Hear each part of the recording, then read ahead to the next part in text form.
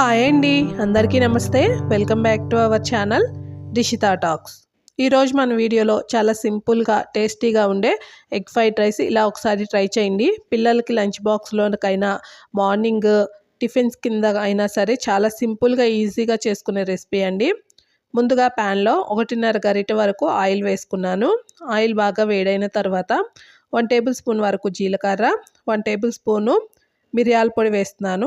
అలానే కాస్త కరివేపాకు వేస్తున్నానండి. నేను ఇక్కడ కట్ చేసిన అల్లం వేశాను. అలానే దాల్చిన చెక్క 4-5 లవంగాలు వేశాను. ఆ క్లిప్ అయితే మిస్ అయింది. మీరు కూడాను వేసుకున్నారంటే ఫ్లేవర్ చాలా బాగుంటుంది. అలానే ఒక 3 పచ్చిమిర్చి చీలికలు కూడాను వేస్తున్నానండి. మీరు కారం కొంచెం ఎక్కువగా తినే వాళ్ళైతే స్పైస్ది మరొక పచ్చిమిర్చి కూడాను వేసేసుకోవచ్చు. ఇప్పుడు మనం వేసిన స్పైసెస్ అన్నీ చక్కగా వేగిన తర్వాత నేను ఒక 2 గుడ్లను తీసేసుకొని వాటిని ఇలా పగలకొట్టయితే ప్యాన్లో వేసేసుకున్నానండి. దీనిని ఈవెన్గా వీడియోలో చూపించిన విధంగా ఇలా స్ప్రెడ్ చేసుకుంటున్నాను ఆమ్లెట్ లాగా.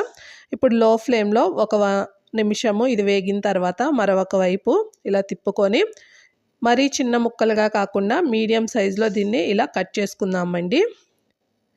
ఇలా వీడియోలో చూపించిన విధంగా ఇలా కట్ చేసుకుంటూ చక్కగా దీన్ని ఫ్రై చేసుకోవాలి.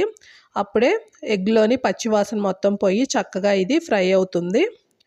ఇలా ఎగ్ మొత్తం ఫ్రై అయిన తర్వాత ఒక 4-5 వెల్లుల్లిని దంచి కానీ లేదా చిన్న ముక్కలుగా కట్ చేసి కానీ వేసుకోండి.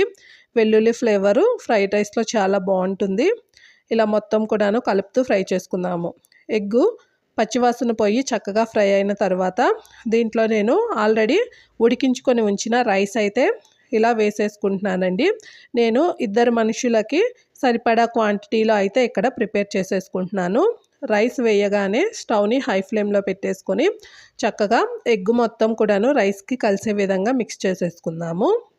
అలానే రుచికి తగినంత ఉప్పు కూడాను వేసేసుకొని కలుపుకుందాము. మీరు స్పైస్ ఎక్కువగా తింటే కాస్త కారం కూడాను వేసేసుకోవచ్చు, లేదా పచ్చిమిర్చిని కూడాను కలుపుకోవచ్చండి. అలానే 1 స్పూన్ వరకు గరం మసాలా కూడాను వేసి కలుపుకుంటున్నాను. ఒక 1/2 టేబుల్ స్పూన్ వరకు ధనియాల పొడి, అలానే జీలకర్ర పొడి కూడాను వేసేసుకొని ఇలా మొత్తం కూడాను హై ఫ్లేమ్లో పెట్టి మంచిగా ఫ్లేవర్స్ అన్నీ కూడాను రైస్కి పట్టే విధంగా కలిపేసుకుందాము. ఇప్పుడు కట్ చేసిన కొత్తిమీర కూడాను వేసేస్తున్నాను. అలానే ఒక చెక్క నిమ్మరసాన్ని కూడాను దీంట్లో ఇలా పిండుకుంటున్నాను అండి. ఇలా నిమ్మరసం పిండుకుంటే టేస్ట్ చాలా బాగుంటుంది. ఇప్పుడు ఈ నిమ్మరసము కొత్తిమీర రైస్కి పట్టే విధంగా ఇలా చక్కగా మిక్స్ చేసుకుంటే చాలా బాగుంటుందండి.